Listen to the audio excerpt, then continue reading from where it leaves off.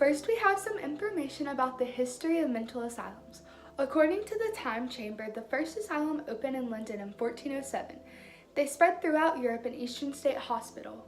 The first asylum in America opened in 1773 in Williamsburg, Virginia. Benjamin Rush worked at this asylum, and he is considered the father of modern psychiatry. His treatments led to more treatments becoming discovered. When asylums first opened, they didn't really know what to do with these patients.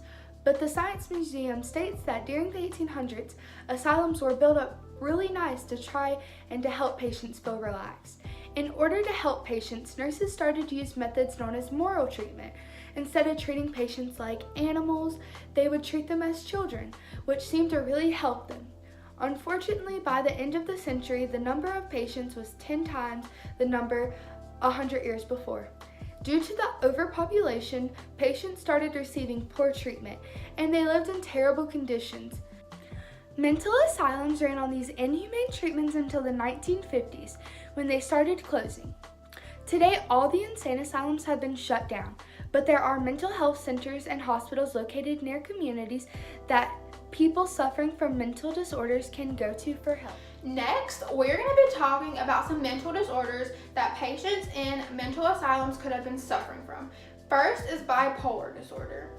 The National Institute of Mental Health says this is when patients experience unusual shifts in mood. They can go from feeling super happy to super depressed very quickly. Scientists aren't 100% sure what causes bipolar disorder, but they think it is a combination of environmental factors such as a tragedy mixed with genetics. The International Journal of Psychiatry and Neurosciences have been focusing a lot on a specific gene called the ODZ4 gene. Located on chromosome 11, the ODZ4 gene contains tenorins, which are single-pass transmembrane proteins that are responsible for sending and receiving signals. If there is a defect on the gene, it can make it very difficult for signals to be sent or received, and that makes it very difficult for people to control their emotions. Since there are two parts of bipolar disorder, feeling very happy and very sad, there are two different sets of symptoms that you can look for in people. According to WebMD, when people are in a really high episode, they may talk very fast, have lots of energy, and do a lot of risky things. On the other hand, when people are in a very low depressive state, they may have little to no energy, feel very tired all the time, and talk a lot about suicide or death. There are no cures for bipolar disorder, but there are a lot of treatments for patients that can help control the symptoms. Before medications, nurses in mental asylums would use a method called bloodletting. The BC Journal says that in bloodletting, nurses believed that getting rid of bad blood inside of patients would instantly cure them from their disease. During bloodletting, nurses would remove the blood by cutting into a patient and just letting them bleed out, or by putting leeches on their skin to drink the bad blood. Fortunately, they no longer use bloodletting, and there are medications. WebMD says the number one medication for bipolar disorder is lithium salts. Lithium can strengthen the nerve cells in your brain, so it makes it easier for signals to be sent and received. Schizophrenia affects how people behave, think, and feel. People with schizophrenia often think they have lost touch with reality. Genetics, environmental factors, chemical imbalance in the brain, and family relationships often cause schizophrenia. Some environmental factors include exposure to viruses, malnutrition before birth, problems during birth, and psychosocial factors. Chemical imbalance can be defined as faulty connections in the brain causing schizophrenia. There is a schizophrenia risk gene called C4, and this is involved with eliminating connections between neurons. This process is called synaptic pruning, which usually happens naturally in the teenage years. Excessive pruning can cause schizophrenia, and this is why most people have schizophrenia symptoms in their teenage years. 1 in 100 people in America have schizophrenia. There are 3 types of symptoms for schizophrenia: positive, negative, and cognitive. Positive symptoms are the symptoms that healthy people do not have, and these can include hallucinations, delusions, thought disorders such as unusual or dysfunctional thinking, and movement disorders, which is agitated body movements.